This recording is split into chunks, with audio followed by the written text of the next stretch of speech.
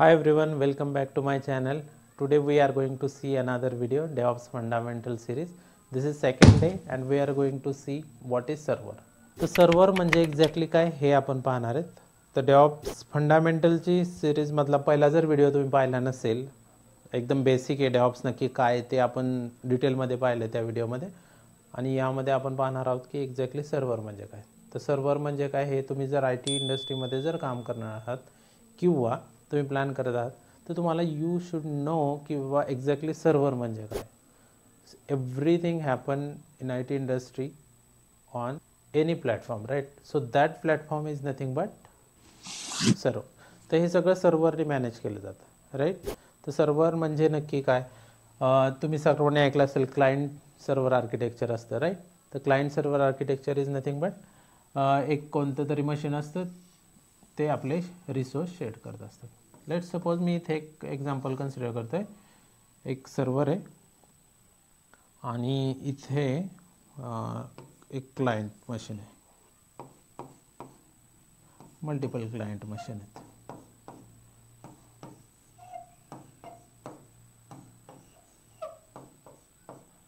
Right.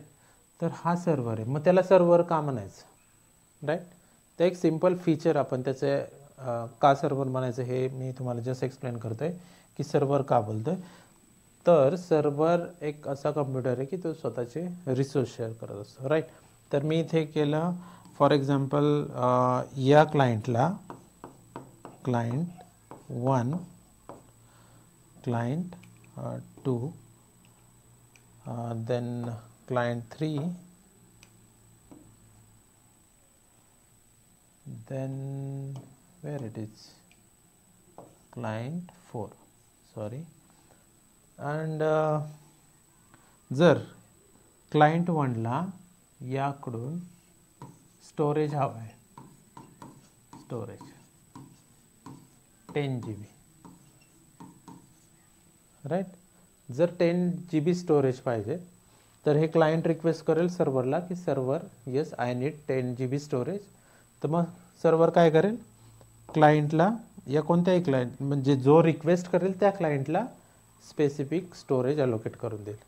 तर असेच let suppose या क्लायंटला काहीतरी कम्प्युटेशन करायचं, let suppose math computation, math calculation we can say, right.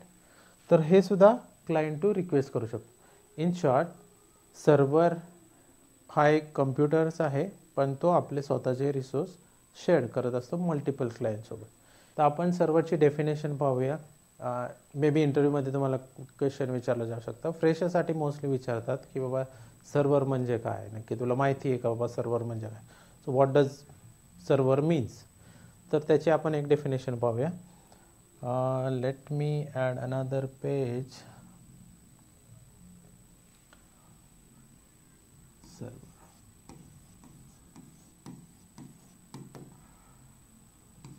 Server is a computer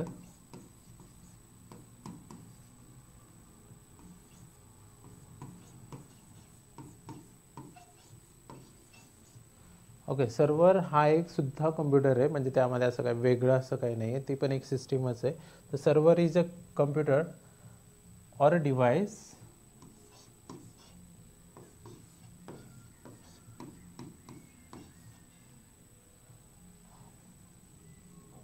that provide functionality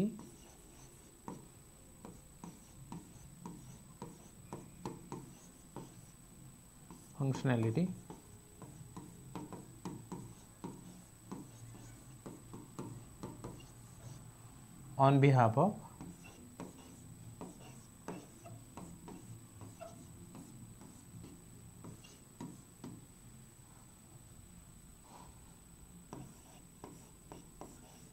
other devices.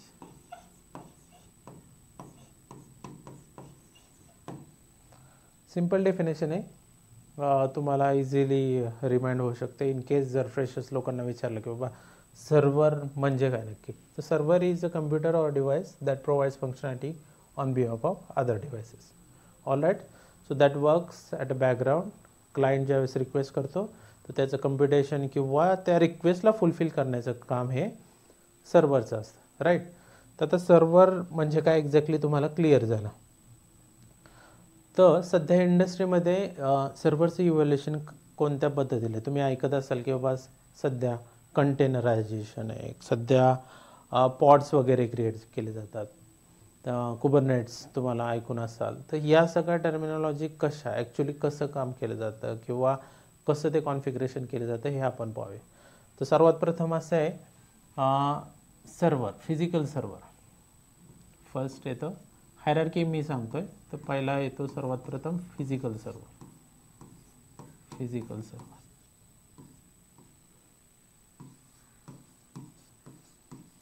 Right.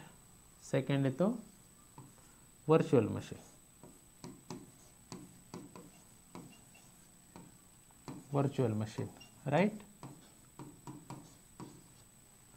Third आहे pod.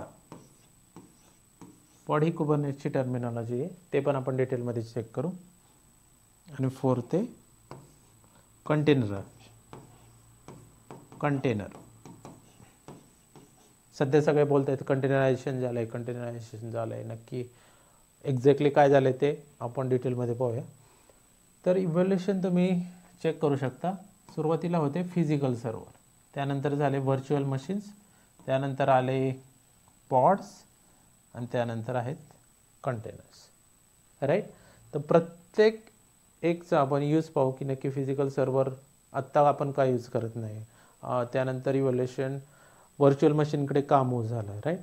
त्याचबरोबर virtual मशीनसुद्धा efficient नव्हत्या का, मग त्यानंतर आपलं इव्हॅल्युएशन पॉडकडे का गेलं. त्याचबरोबर आत्ता कंटेनर का बोलतो आहे आपण. तर या संपूर्ण गोष्टी आपण स्टेप बाय स्टेप पाहू. तर सर्वात प्रथम आपण पाहू फिजिकल सर्व्हर. तर फिजिकल सर्व्हरमध्ये काय आहे, लेट सपोज माझ्याकडे दोन ॲप्लिकेशन, मी तुम्हाला एक सिम्पल एक्झाम्पल देतो. फर्स्ट ॲप्लिकेशन आहे ॲप 1, ॲप 2.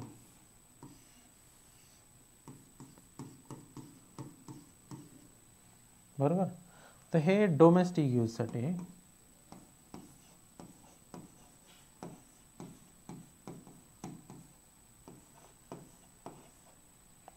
आणि हे पब्लिक यूजसाठी आहे.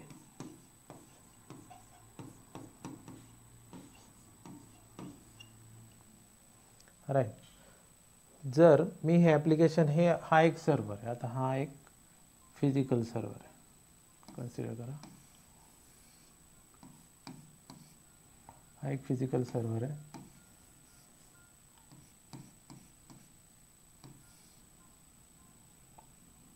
फिजिकल सर्व्हर 1 आणि इथे पण एक फिजिकल सर्व्हर आहे, फिजिकल सर्व्हर 2. त्याचबरोबर हा त्याचा CPU आणि हे connection. Just try to understand concept. Exactly दोन ॲप्लिकेशन आपण वेगवेगळ्या डिव्हायसेसवरती इन्स्टॉल केले. तर माझं एक ॲप्लिकेशन आहे की डोमेस्टिक यूजसाठी आणि एक आहे पब्लिक यूजसाठी, राईट. तर हे ॲप्लिकेशन मी इन्स्टॉल करतो आहे एका फिजिकल सर्व्हरवरती. तर let suppose after few days माझ्याकडे अपडेट आला.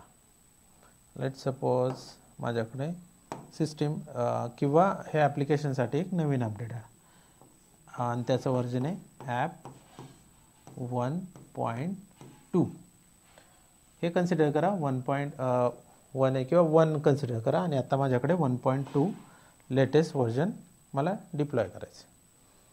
लेट सपोज मग मी गेलो आणि या फिजिकल सर्व्हरवरती किंवा लेट मी शो यू इथे मॅन्युअली मी गेलो आणि त्यानंतर ॲप्लिकेशन इन्स्टॉल केलं.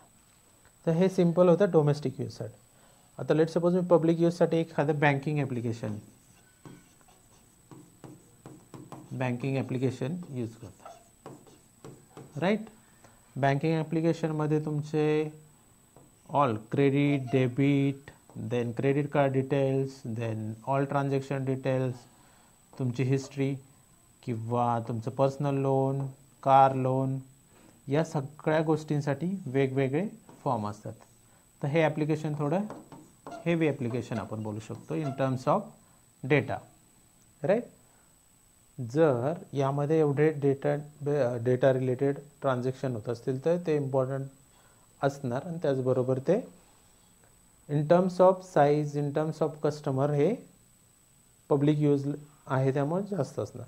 तर लेट सपोज मला बँकिंग ॲप्लिकेशनचं सुद्धा अपडेट आला, राईट. आणि बँकिंग ॲप्लिकेशन मी वर्जन पब्लिक यूजसाठी तर बँक 1.2 हे ॲप्लिकेशन आहे. हे सुद्धा मी गेलो आणि फिजिकली याचा फिजिकल सर्व्हरचं ॲप्लिकेशन इन्स्टॉल करायचं. तर लेट सपोज आता ट्रॅडिशनल वे होता की तुम्ही हार्ड डिस्क वगैरे जाऊन ते ॲप्लिकेशन इन्स्टॉल, नवीन APK फाईल तुम्ही, फॉर एक्झाम्पल APK मी बोलतोय, तर दॅट ॲप्लिकेशन फाईल तुम्ही मॅन्युअली डिस्कने सुद्धा इन्स्टॉल करू शकत होता की. बट आता तसं काही नाही, आपण फिजिकल सर्व्हरचा कन्सोल घेऊन ते सर्व्हर ॲक्सेस करून आपण जे काही नवीन ॲप्लिकेशन फाईल आहे ते आपण इन्स्टॉल करू शकतो, राईट. तर हे केलं. आता कन्सिडर करा इन फ्यू डेज माझे कस्टमर वाढले, त्यानंतर मला माझ्या ॲप्लिकेशनची साईज किंवा रिसोर्सेस पुन्हा वाढवायची गरज, राईट. तर मला हे फिजिकल इन्फ्रास्ट्रक्चर अशा पद्धतीने वाढवावं लागेल की परत याला अजून कम्प्युटेशन किंवा सर्व्हर अलोकेट करावे लागतील, राईट. CPU असेल, मेमरी असेल, हे इन्क्रीज करावं लागेल. पण हे सगळं कसं होतं, मॅन्युअली होतं. तर मी हे मॅन्युअली प्रत्येक सर्व्हरचं जर ॲप्लिकेशन ग्रो होत असेल, कारण माझे कस्टमर वाढलेत, आणि त्या केसमध्ये मी मॅन्युअली जाऊन जर रिसोर्स अलोकेट करत असेल तर ते खूप मेंटेन करण्यासाठी खूप डिफिकल्ट आहे, राईट. तर हा एक डिसएडव्हान्टेज होता फिजिकल सर्व्हरचा. त्याचबरोबर माझं ॲप्लिकेशन हे डोमेस्टिक आहे, त्यासाठी इथे फिजिकल सर्व्हर 10 GB आणि मेमरी आणि 250 GB हार्ड डिस्क, राईट. हां सॉरी, हार्ड डिस्क. इथे सुद्धा लेट सपोज इथे काय असेल, हे ॲप्लिकेशन माझं 10 GB मेमरी आणि 250 GB हार्ड डिस्क. या सेम कॉन्फिगरेशनवरती माझं डोमेस्टिक यूजचं सुद्धा ॲप्लिकेशन रन होतं आहे आणि पब्लिक यूजचं सुद्धा ॲप्लिकेशन रन होतं आहे. तर पाहायला गेलं तर मला डोमेस्टिक यूजसाठी एवढं सिस्टीम कॉन्फिगरेशन डेफिनेटली गरजेचं नाही आहे, राईट. तर एवढं कॉन्फिगरेशन जर असेल आणि माझं ॲप्लिकेशन जर नॉर्मल यूजसाठी असेल तर फिजिकल सर्व्हरचा ॲक्च्युअल पर्पज मीट होत नाही आहे, राईट. त्यामुळे अननेसेसरी आपण रिसोर्सेस वेस्ट करतो in case of physical server. तुम्हाला एक्झॅक्ट माहिती आहे का किती रिक्वायरमेंट आहे माझं ॲप्लिकेशन रन व्हायला, मग त्यासाठी जर फिजिकल सर्व्हरचं कॉन्फिगरेशन अवेलेबल करून देणं हे क्वाईट डिफिकल्ट आहे. मग वेस्टेज ऑफ रिसोर्सेस हे अजून एक फिजिकल सर्व्हरचं प्रॉब्लेम होता. तर तो प्रॉब्लेम ओव्हरकम आपण व्हर्च्युअल मशीनने केला. तर let me add another page. आपण एक आता व्हर्च्युअल मशीन पाहू. Virtual machine. तर व्हर्च्युअल मशीन कसं इन्व्हेंट केलं, म्हणजे व्हर्च्युअल मशीनची गरज का पडली ते आपण बघितलं की बाबा स्पेसिफिक रिसोर्स आपल्याला हवे असतील तर ते फिजिकल सर्व्हरवरती आपण मॅनेज करू शकत नव्हतो, राईट. किंवा एखादं ॲप्लिकेशन आपलं स्केल करायचं असेल, त्याला क्लायंट इन्क्रीज झाले तर आपल्याला त्या वेने आपले रिसोर्स फ्लेक्झिबली आपल्याला इन्क्रीज करता आले, ते फिजिकल सर्व्हरमध्ये पॉसिबल नाही आहे, राईट. तर नेक्स्ट इथं आपण त्यासाठी एक सोल्युशन काढलं की व्हर्च्युअल मशीन. तर व्हर्च्युअल मशीन कसं इन्व्हेंट झालं तुम्हाला सांगतो. इथे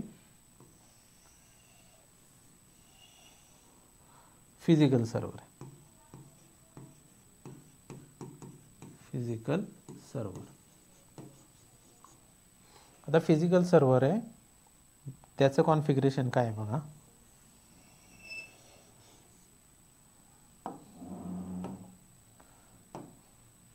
ह्याच्याकडं माझे 100 or 150 GB we can say. Let me erase it. 150 GB memory आणि consider like 1000 hard disk. Random आम्ही काउंट घेतलं आहे. तर आता मला ह्या फिजिकल सर्व्हरला व्हर्च्युअल मशीनमध्ये, आता फिजिकल सर्व्हर तर आपण यूज करायचं नाही राईट, तर आपण त्याला व्हर्च्युअल मशीनमध्ये कन्वर्ट करू शकतो. कसं करू शकतो, तर याच्यामध्ये एक हायपरवायझर असतो right.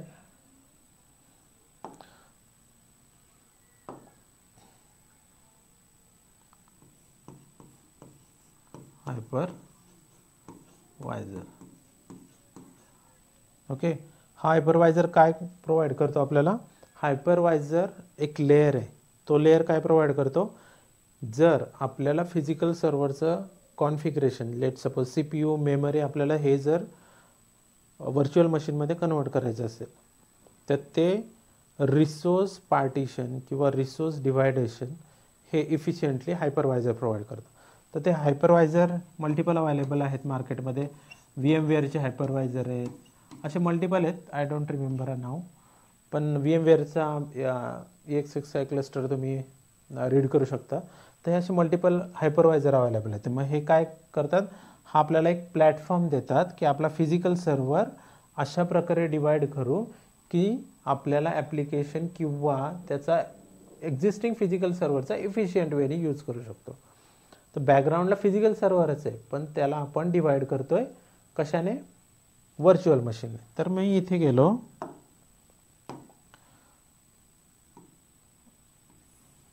Virtual machine VM1, again मी बनवली VM2,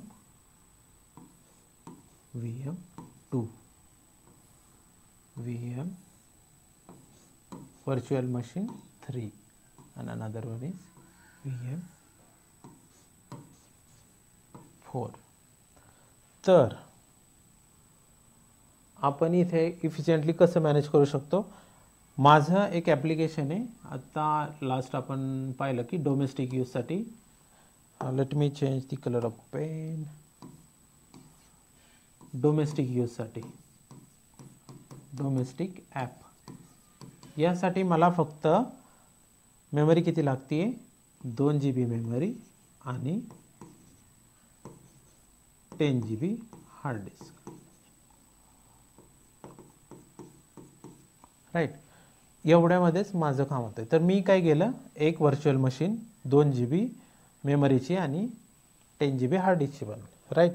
सेम वे अजून एक माझं ॲप्लिकेशन आहे, ॲप्लिकेशन 2, त्याला लागतं आहे लेट सपोज 10 GB मेमरी आणि 250 हार्ड डिस्क राईट. अगेन मी हायपरवायझरच्या हेल्पने त्या पद्धतीने जेवढं रिसोर्स पाहिजेत त्याचीच एक VM बनवली. अनदर लाईक इथे हाय कम्प्युटेशन आहे, क्लायंट इथे जास्त आहेत, तर मला इथे पाहिजे 60 GBची मेमरी आणि around 500 GB hard disk and remaining इथे मी यूज केले, रिमेनिंग रिसोर्सेस.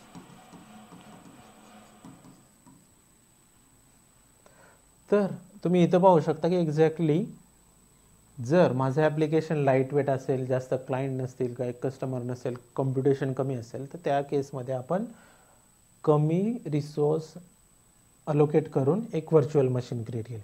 सिमिलर वे जर आपली रिक्वायरमेंट जास्त असेल तर आपण हाय कॉन्फिगरेशन देऊन ते रिसोर्सेस आपण वाढवले. तर त्या प्रकारे हा एक फिजिकल सर्व्हर कन्सिडर करण्याच्या ऐवजी आपण त्याला एक हायपरवायझर यूज करून मल्टिपल डिवाइडमध्ये पार्टिशन करून इफिशियंट वेने यूज केला. तर इथे रिसोर्सेस पण आपले एक्झॅक्टली आपल्याला जसे पाहिजे तसे आपण यूज करतोय आणि त्याचबरोबर एक्झिस्टिंग फिजिकल सर्व्हर हे बॅकएंडला आहेत, हे फ्रंट एंडला नसणार आहे. फ्रंट एंडला व्हर्च्युअल मशीन अवेलेबल असते, virtual machines, right, virtual machines. Alright. तर आपण थोडं डिटेलमध्ये अजून पाहूया की बाबा एक्झॅक्टली कसं व्हर्च्युअल मशीन आणि फिजिकल सर्व्हर देन कंटेनरायझेशन थोडंसं वेगळं आहे.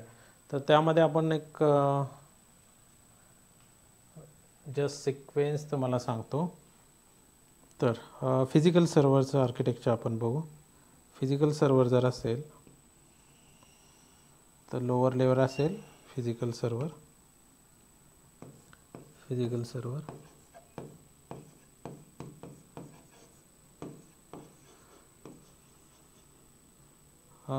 not physical server. Let me add this physical server should be blue, that's fine.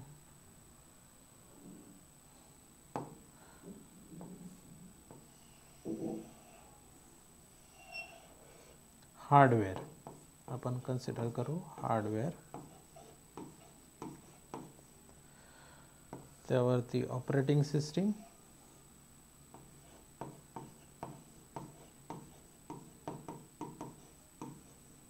Operating system आणि त्याच्यावरती वेगवेगळे ॲप्लिकेशन, ॲप.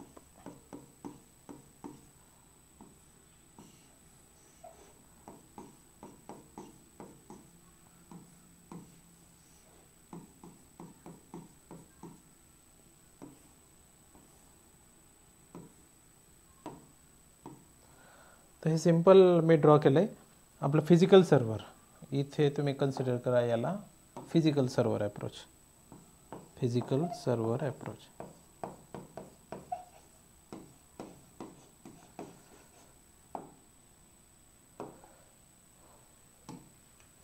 तर फिजिकल सर्व्हरवरती कसं होतं, हार्डवेअर, हार्डवेअरवरती ऑपरेटिंग सिस्टीम, ऑपरेटिंग सिस्टीमवरती मल्टिपल ॲप्लिकेशन, राईट. तर हा झाला फर्स्ट अप्रोच. त्यानंतर थोडंसं डिटेलमध्ये आपण पाहू की व्हर्च्युअल मशीनचं डिझाईन कसं असेल.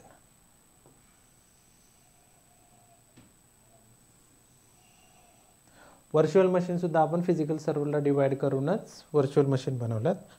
तर तिथे असेल हार्डवेअर, बरोबर, हा लेअर सेम आहे. त्यानंतर असेल operating system, operating system, right, same आहे ऑपरेटिंग सिस्टीम. त्यानंतर काय असेल, इम्पॉर्टंट इज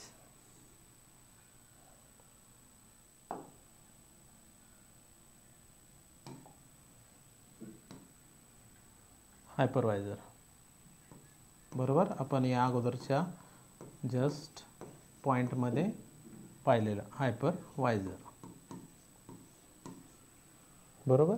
इथे डायरेक्ट ॲप्लिकेशन इन्स्टॉल करण्याऐवजी आपण एक मध्ये आयसोलेशन लेअर ॲड केलं आहे की हायपरवायझर, आणि हायपरवायझर आपल्याला अलाव करेल की ऑपरेटिंग सिस्टीम थ्रू हे हार्डवेअर रिसोर्स आपण मल्टिपल पार्टमध्ये डिवाइड करू. तर त्यानंतर इथे असेल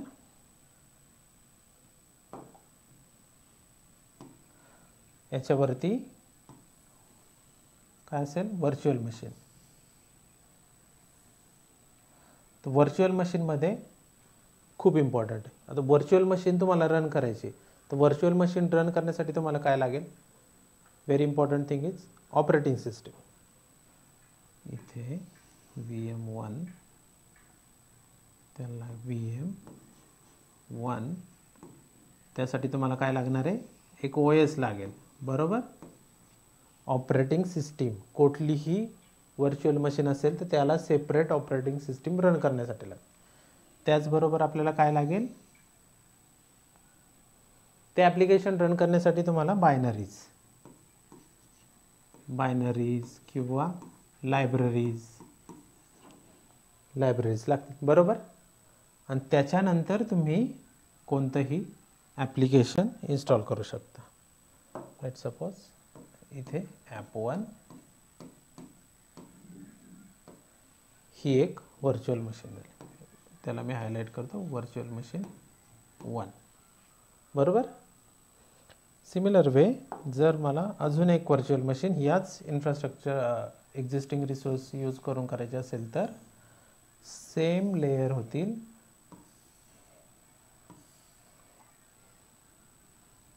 व्हर्च्युअल मशीन ही दुसरी असेल. Late me change colour. Virtual machine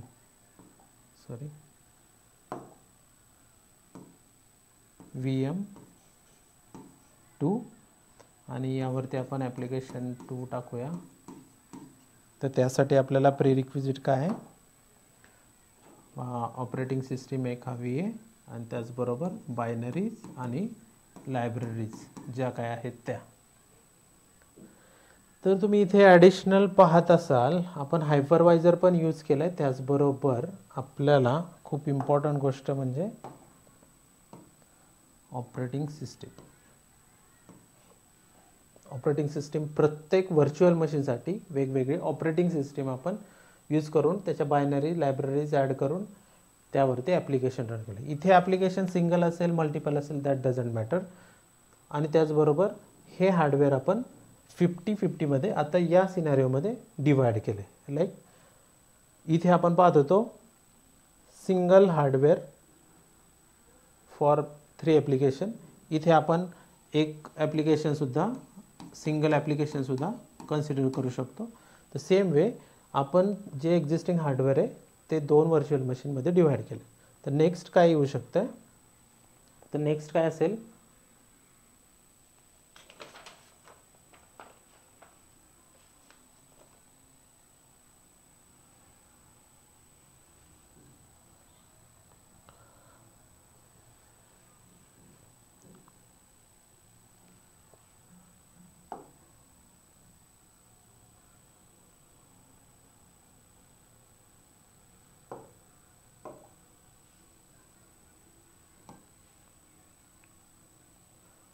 तर नेक्स्ट काय असेल, कंटेनरायझेशन. व्हर्च्युअल मशीन नंतर काय आले, कंटेनरायझेशन. तर कंटेनरायझेशनचं आर्किटेक्चर नक्की एक्झॅक्टली कसं असेल तर आपण पाहू.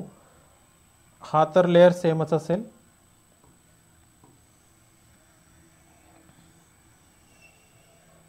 ॲट द एंड बॅकग्राऊंडला हार्डवेअर राहणारच.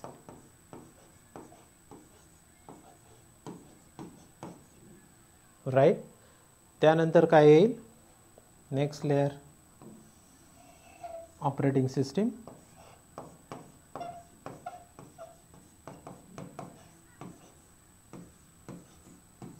राईट. आता याच्यावरती आपण हायपरवायझर यूज केला होता. राईट. तर आपण इथं हायपरवायझर न यूज करता कंटेनरायझेशनमध्ये आपण यूज करतोय. खूप इम्पॉर्टंट आहे.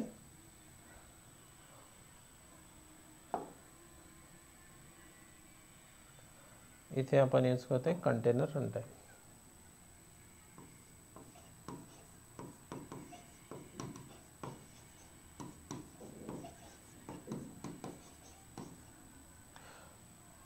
रनटाइम इंजिन खूप फेमस किंवा आम्ही यूज केलेलं आहे ते डॉकर रनटाइम मोस्टली यूज केलं जातं. तर ते container runtime engine, container runtime engine will add E here.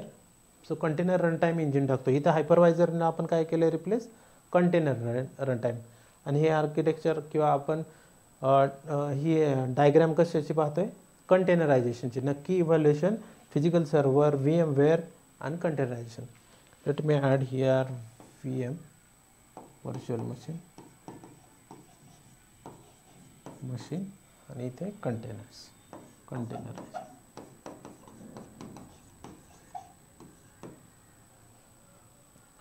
तर आपण काय ॲड केलं आहे, container run time. Container run time add केल्यानंतर let me change the colour. इथे काय असणार,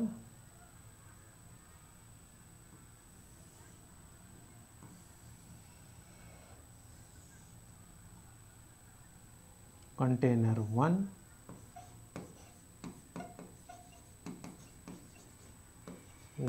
with binaries, libraries, container 2 with binaries and libraries, container 3 with binaries and libraries. तर इथे तुम्ही क्लोजली चेक केलं तर ऑपरेटिंग सिस्टीम अवेलेबल नाही आहेत. आपण existing operating system direct interaction करतोय हार्डवेअरसोबत आणि सेम ऑपरेटिंग सिस्टीम आपण कंटेनर रन करण्यासाठी यूज करू शकतो. तर इथे तुम्ही पाहत असाल ॲडिशनल ऑपरेटिंग सिस्टीम मॅनेज करायचा ओव्हरहेड इथं कंटेनरायझेशनमध्ये नाही आहे. ऑलराईट, तर हा मेजर डिफरन्स आहे कंटेनरायझेशन व्हर्च्युअल मशीन आणि फिजिकल सर्व्हरमध्ये. हा इंटरव्ह्यूला तुम्हाला 100% क्वेश्चन विचारला जातो, कंटेनरायझेशनचं इव्हॅल्युएशन कसं आहे. तर तुम्हाला बेसिक माहिती पाहिजे फिजिकल सर्व्हरमध्ये काय प्रॉब्लेम होते, त्यामुळे आपण व्हर्च्युअल मशीनकडे मूव्ह झालो. व्हर्च्युअल मशीनमध्ये काय प्रॉब्लेम होते म्हणून आपण कंटेनरायझेशनकडे का मूव्ह झालो. आणि अजून तुम्ही जर पाहत असाल पॉडसुद्धा ही टर्मिनॉलॉजी तुम्ही ऐकत असाल. तर कंटेनरायझेशनला मॅनेज करण्यासाठी ते एक ऑर्केस्ट्रेशन टूल म्हणून कुबरनेट्स यूज केलं जातं. तर पॉड म्हणजे काय, तर आता इथे तुम्ही कंटेनर 2-3 टाकलेले, राईट. हे container run time engine direct container सोबत इंटरॅक्ट करून एक थ्रेड अवेलेबल करते ऑपरेटिंग सिस्टीममध्ये रिसोर्स अलोकेट करून हा जो कंटेनर आहे किंवा ते ॲप्लिकेशन त्या कंटेनरमध्ये रन केलं जातं, राईट. तर लेट सपोज आपल्याकडे कॉम्बिनेशन आहे 3 कंटेनर्स C1, C2, C3. तर पॉड काय करतो, पॉड लेट सपोज मला हे 2 कंटेनर एका पॉडच्या अंदर रन करायचे. तर C1, C2 मी हा पॉडच्या आतमध्ये रन करू शकतो, राईट. आणि दुसरा एक पॉड क्रिएट करून मी फक्त त्यामध्ये C3 हा कंटेनर रन करू शकतो. तर ह्या C3 मध्ये माझा डेटाबेस सर्व्हर असेल आणि हे 2 माझे ॲप्लिकेशन सर्व्हर असतील.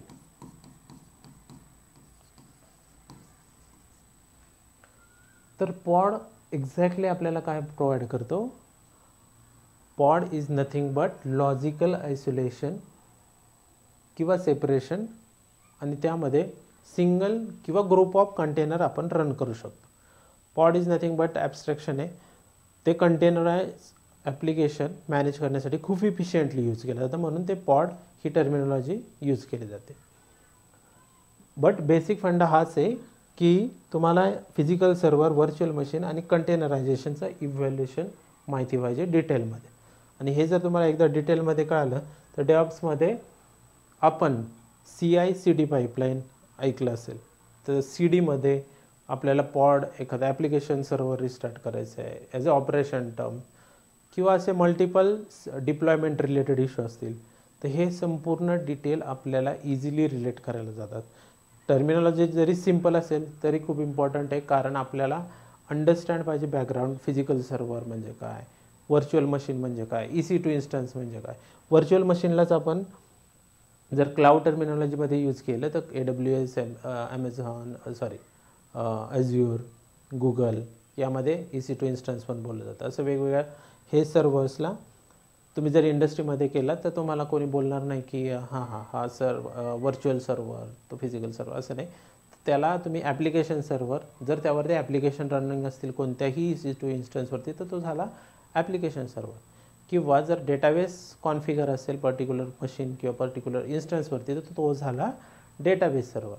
तर हे IT इंडस्ट्रीमध्ये अशा नावाने त्या नेमिंग कन्व्हेन्शन किंवा कॉल केलं जातं. But basic idea behind it is same. how evaluation happen from physical server to containerization is this way.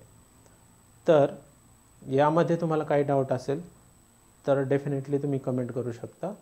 आणि यामध्ये जरी तुम्हाला ही टर्मिनॉलॉजी सिंपल वाटत असेल तरी पुन्हा एकदा रिवाइज करून ॲक्च्युअल कन्सेप्ट समजून घ्या आणि त्यानंतर कंटिन्यू करा. तर आता आपण फिजिकल सर्व्हर, व्हर्च्युअल मशीन आणि कंटेनरायझेशन नक्की काय ते डिटेलमध्ये पाहिलं. अशाच इंटरेस्टिंग टॉपिक पाहण्यासाठी डेव्हऑप्स फंडामेंटलचे एंटायर सिरीज, जर तुम्हाला डेव्हऑप्समध्ये खरंच इंटरेस्ट असेल तर डेव्हऑप्स फंडामेंटलची सिरीज कंटिन्यू पहा. आणि जर तुम्ही प्रिव्हियस व्हिडिओ डे 1चा पाहिला नसेल तर नक्की तो पहा आणि डेव्हऑप्सची टर्मिनॉलॉजी रिलेट करण्याचा ट्राय करा. Thanks for watching. See you in next video.